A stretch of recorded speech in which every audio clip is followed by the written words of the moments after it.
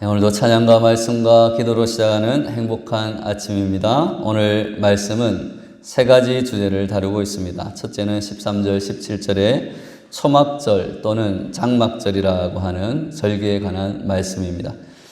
초막절은 출애굽 후에 광야를 지난 것을 기억하며 7일 동안 초막에 거하며 하나님의 구원을 생각하고 또 하나님의 구원에 감사하는 절기를 이야기합니다. 두 번째로 18절, 20절은 가나안 땅에 들어가서 세울 사법제도에 관한 말씀입니다. 각 성의 재판관들을 세우고 그들을 공의로 재판해야 한다는 내용입니다. 공의를 추구하면 이스라엘은 살 수 있고 또한 하나님께서 예비하신 그 복을 받고 가나안 땅을 점령하게 될 것이다 라는 내용입니다.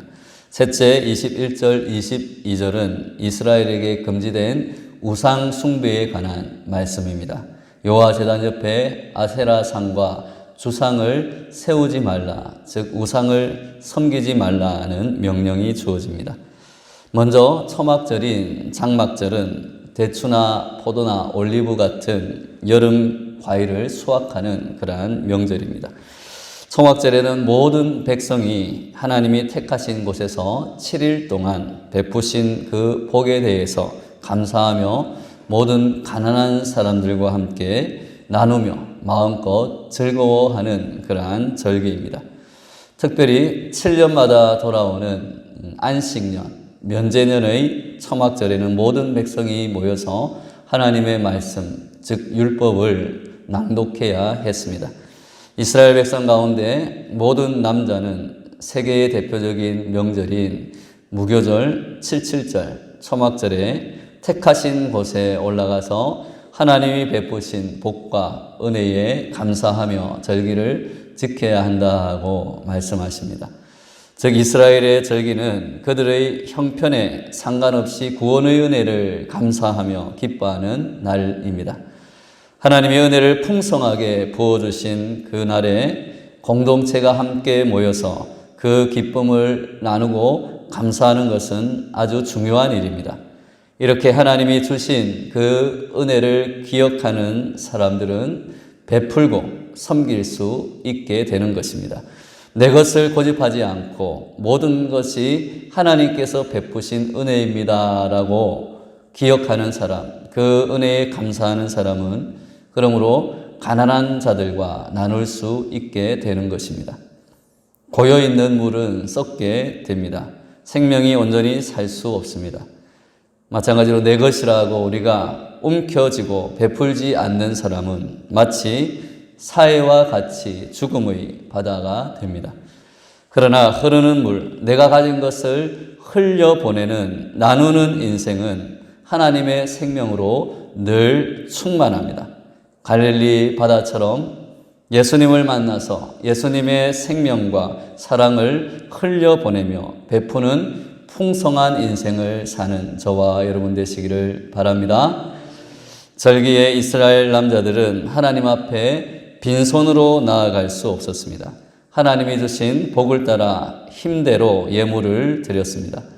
얼마나 많이 드리는지는 정해져 있지 않습니다. 하나님이 원하시는 것은 얼마나 내가 많이 드리는 것이 중요한 것이 아니라 천천의 순양과 만만의 강물 같은 기름이 아니다.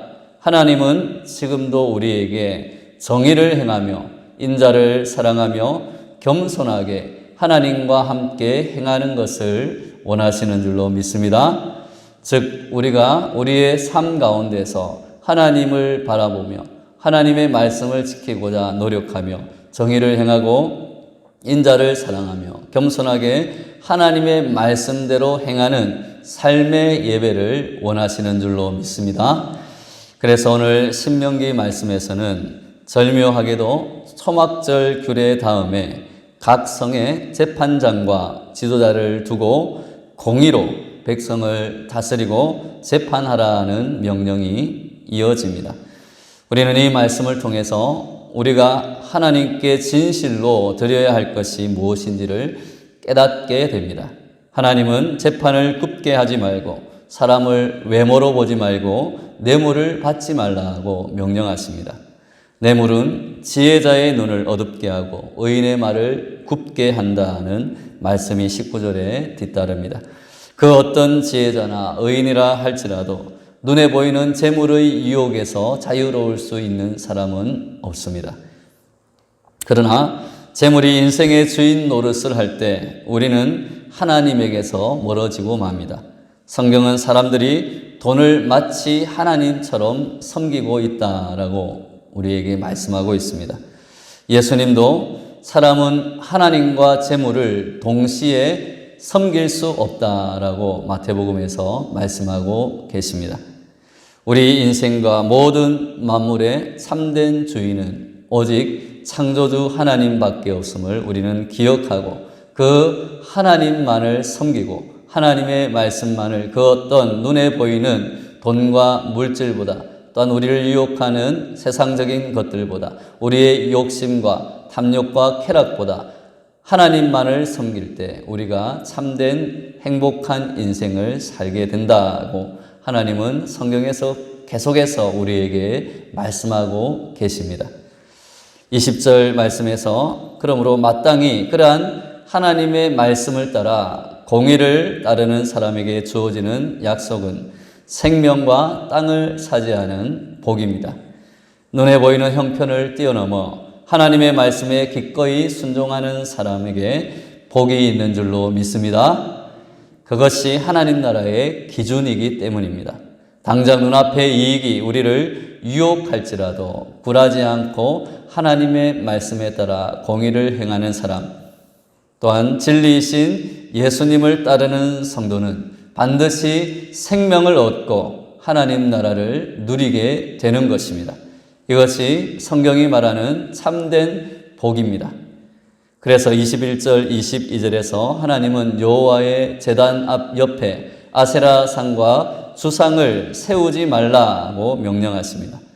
아세라는 최고 신인 엘의 아내로서 행운을 상징하는 가나안의 신이었습니다. 그 형상은 나무로 만들어졌습니다. 주상은 세워진 돌기둥을 의미합니다. 이러한 우상들은 모두 물질의 풍요와 행운과 탐욕과 쾌락을 상징하는 우상들입니다. 즉 자신의 욕심과 욕망을 채우기 위해서 하나님의 말씀과 구원의 절기와 공의를 행하는 것을 가로막는 물질주의와 탐욕과 쾌락의 상징인 것입니다.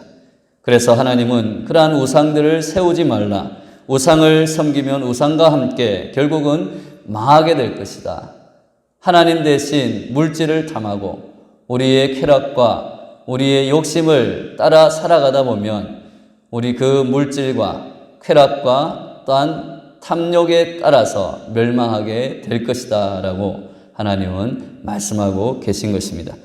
우리가 살아가는 사회는 물질주의에 매몰되어 있습니다. 물질주의는 믿음의 지도자들에게도 어떤 사람들에게도 큰 영향력을 끼칩니다. 그래서 마치 돈이 신이다라고 말하는 것과 같습니다. 그러나 탐욕에 물들고 세상의 가치에 흔들리는 지도자는 하나님께 쓰임을 받지 못한다고 성경은 우리에게 이야기하고 있습니다.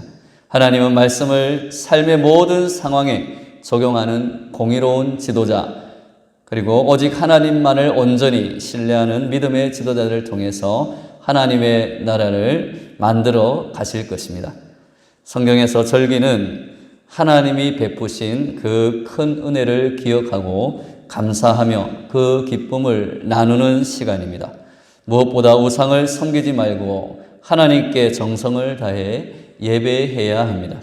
그리고 우리가 받은 복과 은혜를 이웃과 함께 나눔으로써 하나님의 복과 은혜가 온 세상에 흘러 넘치도록 흘러가도록 해야 할 줄로 믿습니다.